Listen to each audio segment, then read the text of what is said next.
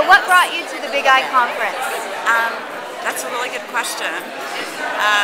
Actually, I'm here in part for my son. I want to be able to bring him up in a spiritual practice that is loving and compassionate, and that is inclusive of all the great religions of the world. And I want him to have a sense that it can be very personal to him. First, I've got to learn that. So really, that's why I'm here. Wonderful. And what do you hope to take away from this weekend? You shared what you came here for. What do you personally, for you, hope to take away? A sense of a community that's also seeking the same sort of reaching across boundaries, which is definitely here. I mean, what I've already heard in just the first couple hours is amazing. And I could have, I would have had to, I don't even know if I could get that just Googling, I mean, it's really incredible, the people who they brought here and the ideas, and, just sit there and say, I kind of thought that too, it's very affirming. Would you recommend the Big I Conference experience? Oh, absolutely. Absolutely. And I think it's people who are spiritual seekers certainly, would love it, right at home. But even people who really have a set practice, I think could definitely benefit, because there's just so much richness in all of the knowledge here. We can all learn from each other. Wonderful. Thank you so much. Oh, you're welcome. Thank you. So what brought you to the Big I Conference? I have been working on figuring out my path, and this seemed like a way to unfold that a little bit. I am hopeful that we are coming to a new place in our spiritualities, a place that that we can integrate and become more than we are right now. Me, myself, and society. I'm just really glad to be here and with these wonderful, wonderful people learning. And what would you say to somebody who maybe is hearing about this for the first time and has an opportunity to come to the next one? I would say be open to it. Be open to it and sign up, come on. Perfect. Thank you. Yeah.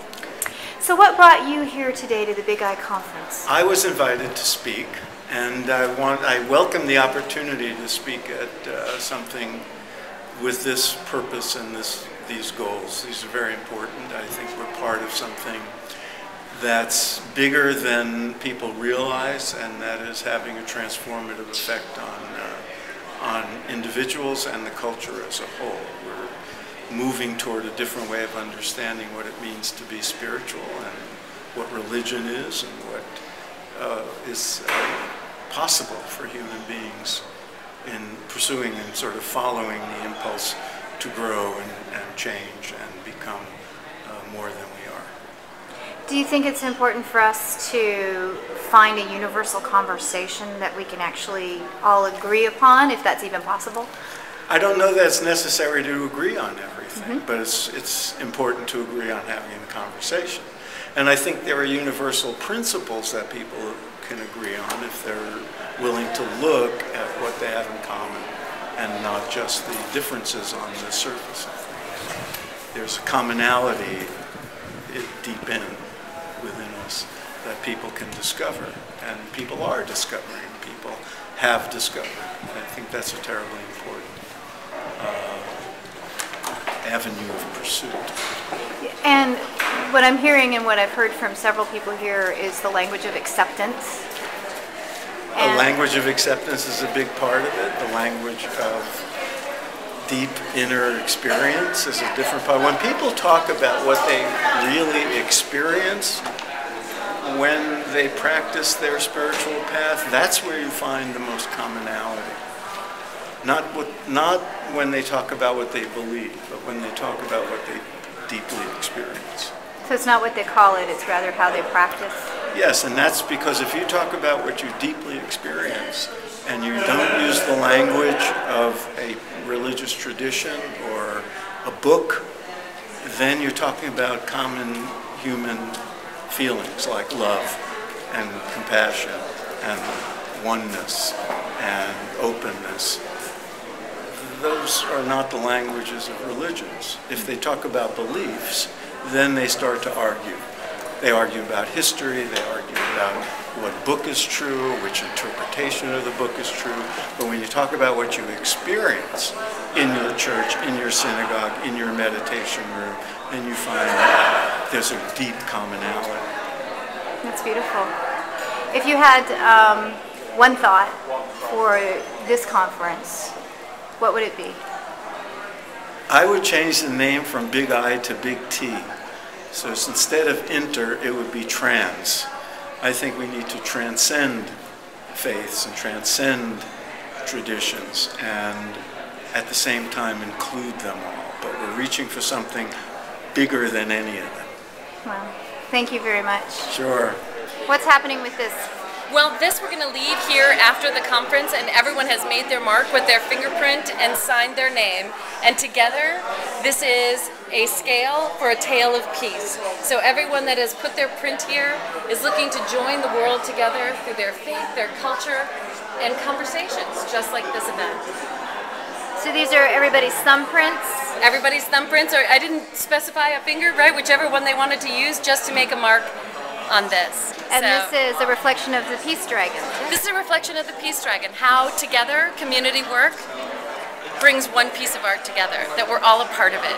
Not one thumb, but every thumb. So, thumb buddy, right? Here we go, let me see, the little pocket dragon. These are little pocket dragons, right. You go ahead and tell. I don't know, they're pocket dragons, and we all put, we share some message that we want to give to children.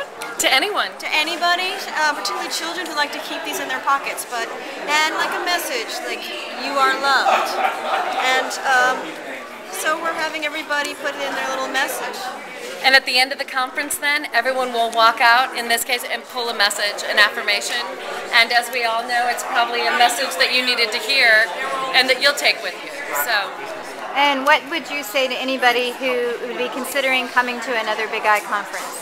I think you should come, because not only is it inspiring and it opens up your thought process, but it definitely opens up your heart into the possibilities of the world that can be if we all join together and start listening and talking. Thank you. Thank you.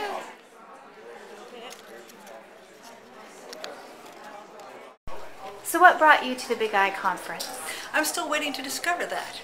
I'm Sandy Weston. I work as an interfaith writer in various other ways too. I was the regional coordinator of United Religions Initiative in North America for the past 3 years, so I have built quite a passion for interfaith work. I heard about this conference and I was called to come. I am discovering some things now that I couldn't have anticipated that I was coming here to get, such as networking connections for my writing, for editing, but also great ideas that are perhaps going to come out in my own writing, perhaps in my own sharing and talking with other people. And yet, the weekend is new. I still have yet to discover more things that are coming my way that I don't know, but I trust the process. I'm here at the right place at the right time. And out of this will be coming something that I have to share with others who wish they could have been here if they'd known it. Beautiful. And if you had one wish for all about this conference, what would it be? That it would continue for a week.